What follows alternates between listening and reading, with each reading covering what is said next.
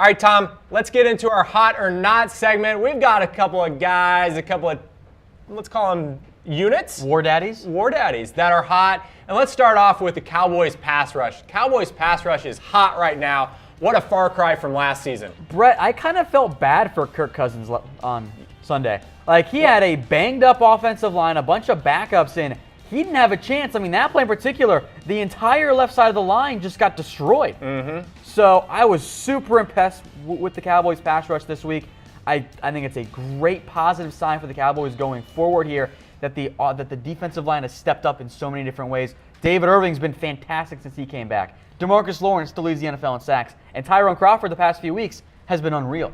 I mean, the Cowboys got help from all sorts of people on that pass rush. Maybe not Taco, but he dropped back in coverage one time and almost had an interception. But that pass rush has been lights out, and it's really helped a young secondary, especially when Cousins is he's solid. He's a very good quarterback. He doesn't have a great wide receiving core. No, he doesn't. But Cousins still is going to get out there and throw the rock around, and he didn't even have a chance that whole game. Tyrone Crawford, folks, on pace for 9 sacks. That'd be a great year for him. David Irving is on pace for 20 in 12 games, which is unbelievable. He's got to come back down to earth, I think. Yeah, probably. DeMarcus Lawrence is on pace for 24. Now, he hasn't had quite the double-digit sack games he had earlier this year, but DeMarcus Lawrence, in a contract year, about to get paid. All right, let's move on. The next person on our hot list, Orlando Scandrick. Look, I think this was a lot of hate last week on Orlando, including from yours truly, myself. I think that was Orlando Scandrick's best game. Yes. I think that the hand issue had given him some problems. I think he's kind of getting back into full-fledged game action. That's been one of the biggest problems with the secondary all season, is that the injuries, and the injuries. Jovi Awuzie still not practicing. And so Scandrick getting back on the plus side of the hot or not here. I think it helps that the Redskins have no receivers. Yeah. Outside of Jamison Crowder, because Terrell Pryor didn't even catch a pass. He's just falling apart. Let's move to the not side of our hot or not. And we're going to start off with Ezekiel Elliott. Yeah, kind of a no-brainer, right? So on the field, super hot. On the field, he's so hot right now. Nobody's hotter than Zeke. Just has absolutely turned the season around after a couple of weak games to start. But he's not going to play for 6 games now. He's moved over to the not side because we're not going to see him. It's bad. It's very disappointing. So, and I don't really know. We're going to get to our Ring of Honor here in a little bit. The top 10 Cowboys. I just kind of kept Zeke where he was.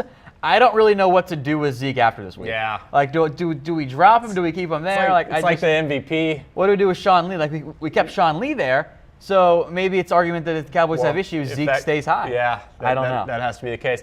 All right. In a more serious not on the hot or not list here, holding penalties. Walt Anderson.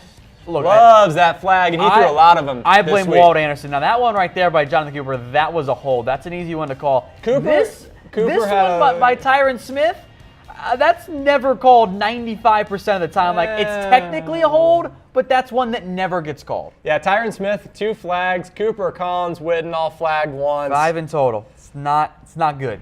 I mean, stalled a couple of drives. Could have been. This has actually been dating back to last year. This is how the Cowboys have had their drives be stopped. Not because defense has stopped them, but because the Cowboys had a brutal holding penalty that took a 2nd and 4 to a 1st and 15, and they just couldn't recover. All right, one more on our not list here.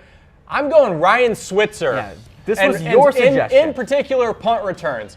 Switzer, catch the ball. Catch the ball. Yeah, look. I know it was windy, but it was he rainy. Really had trouble judging punts this week. It wasn't even the punt returns that were the issue for me. It was this play right here, the kick return. He takes it and it just goes down.